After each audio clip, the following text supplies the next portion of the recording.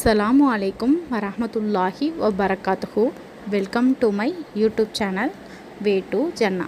இன்றைக்கி இந்த வீடியோவில் நம்ம என்ன பார்க்க போகிறோம் அப்படின்னா, நம்ம கணவர் நம்ம மேலே அளவுக்கு அதிகமான அன்பு வைக்கிறதுக்கு நம்ம ஒரு அமல் செய்யணும். அதை பற்றி தான் இந்த வீடியோவில் பார்க்க போகிறோம். வீடியோவை ஃபுல்லாக பாருங்கள். அதே மாதிரி சேனலை சப்ஸ்கிரைப் பண்ணி வச்சுக்கோங்க.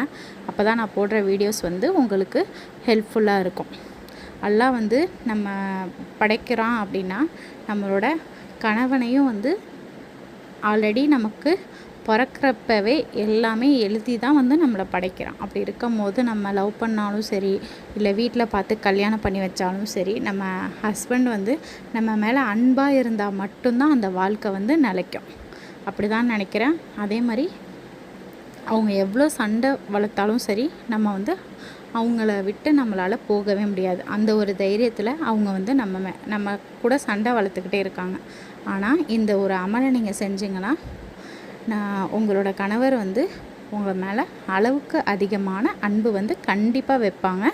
இது இன்ஷா அல்லாஹ் அல்லாஹ்வோட உதவினால் கண்டிப்பாக உங்களுக்கு நடக்கும். அந்த அமல் ரொம்ப சின்னது தான், ஆனால் உங்களுக்கு பலன் ரொம்ப அதிகம். சண்டைங்கிறது நமக்குள்ளே வரும். அப்படி இல்லை அப்படின்னா நம்ம சுற்றி உள்ளவங்களால் வரும். அப்படி இல்லைன்னா பணத்தினால தான் மெயினாக வரும். அதே மாதிரி சரி, நீங்கள் பண தேவைகள் உங்களுக்கு நிறைவேறவும் நிறையா துவாக்கள் இருக்குது. அந்த துவாக்களை பற்றிலாம் சேனலில் அடுத்தடுத்த வீடியோ வந்துகிட்டே இருக்கும். சேனலை சப்ஸ்கிரைப் பண்ணி வச்சுக்கோங்க, ஓகேவா? இப்போ பெண்கள் நம்ம சண்டை வளர்த்தோம் அப்படின்னா நம்ம ரொம்ப டிப்ரெஸ்ஸாக மாறிடுறோம். ஏன் அப்படின்னா, நமக்கு ஆல்ரெடி மைண்டில் நிறைய பிரச்சனைகள் இருக்கும். இது ஒரு சண்டைங்கிற போது அதுவும் நம்ம மைண்டில் ஓடிட்டே இருக்கும். ஆனால் நம்மளோட ஹஸ்பண்டுக்கு அப்படி கிடையாது. அவங்க வேலைக்கு போகிறது, அவங்க வெளில போகிறது, இந்த மாதிரி அவங்களுக்கு ஒரு ரிலாக்ஸ் கிடைக்கும். வீட்டுக்குள்ளே வந்தால் மட்டும்தான் நம்மளை பற்றின தாட் வரும். அதனால் அவங்க அலட்சியமாக இருப்பாங்க. ஆனால் நமக்கு அப்படி இருக்க முடியாது. ஏன் சண்டை வளர்க்குறாங்க, எதனால், இப்படியெல்லாம் நமக்கு பல குழப்பங்கள் வரும். ஆனால் நீங்கள் என்ன செய்யுங்க அப்படின்னா, இந்த ஒரு அமலை செய்யுங்க. இப்போ அமல் என்ன அப்படிங்கிறத பார்க்கலாம். ஃபஸ்ட்டு அமல் செய்கிறதுக்கு முன்னாடி ஒழு செஞ்சுக்கணும். கண்டிப்பாக ஒழு செஞ்சுக்கணும். அப்படி இல்லை அப்படின்னா, நீங்கள் மெனக்கட்டு செஞ்சுட்டு ஓதணும் அப்படின்னு நினச்சிங்கன்னா, நீங்கள் தொழுவீங்கள 5 வேளை நம்ம கண்டிப்பாக தொழுவோம். அப்போ தொழுகைக்கு பிறகு ஓதலாம் இன்ஷா அல்லாஹ். இப்போ சலவாத்து 11 முறை ஓதணும். சலவாத்துங்கும் போது தாரு இப்ராஹிம் ஓதுனீங்க அப்படின்னா ரொம்ப சிறப்பு, ஓகேவா? 11 முறை ஓதணும். யாசீன் 1 முறை ஓதணும். அடுத்தது திருப்பியும் சலவாத்து 1 முறை ஓதணும். சலவாத்துங்கிறது ரொம்ப சிறப்பானது. அதே மாதிரி யாசீன் குர்ஆனுடைய இதயத்தை நம்ம எவ்வளோ ஓதுறோமோ அவ்வளோக்கு அவ்வளோ நம்ம வாழ்க்கையில் பரக்கத்து கிடைக்கும். அல்லாஹ் குர்ஆனோட இதயத்தை ஏன் யாசீனாக ஆக்கி வச்சுருக்கான் அப்படின்னா, அதில் அவ்வளோ நன்மைகள் இருக்குது, அவ்வளோ பலன்கள் இருக்குது. அதனால தான். அதே மாதிரி சலவாத்து திருப்பியும் ஒரு 11 முறை ஓதணும்.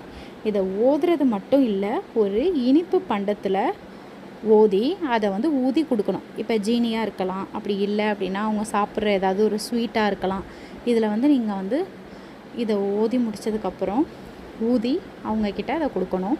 கொடுத்தீங்க அப்படின்னா கண்டிப்பாக அவங்க மனசு மாறிடுவாங்க.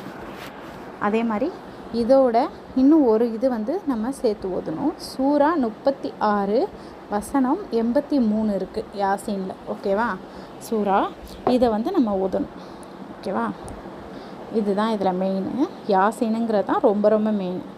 அடுத்தது, இப்போ நீங்கள் இன்னொரு கொஷின் கேட்பீங்க, என்னோடய ஹஸ்பண்ட் என் பக்கத்தில் இல்லை, அவங்க வெளிநாட்டில் இருக்காங்க, இல்லை அவங்க வெளியூரில் வேலை பார்க்குறாங்க, அவங்களுக்கு நான் எப்படி இதை கொடுக்கறது அப்படின்னு சொல்லிட்டு கேட்பீங்க. அதுக்கு நான் ஒன்று சொல்கிறேன். அவங்கள மனசில் நினச்சிக்கிட்டு நீங்கள் ஓதணும். இது எல்லாத்தையுமே அவங்கள மனசில் நினச்சிக்கிட்டு ஓதி முடித்ததுக்கு அப்புறம் ஆல இம்ரான் சூரா இருக்குல்ல, 3வது சூரா, அல் பக்கராக்கு அடுத்தது ஆல இம்ரான். ஆல இம்ரானில் 31வது வசனத்தை நீங்கள் ஓதணும். எத்தனை தடவை ஓதணும் அப்படின்னா 324 தடவை ஓதணும். திருப்பியும் கவனிங்க.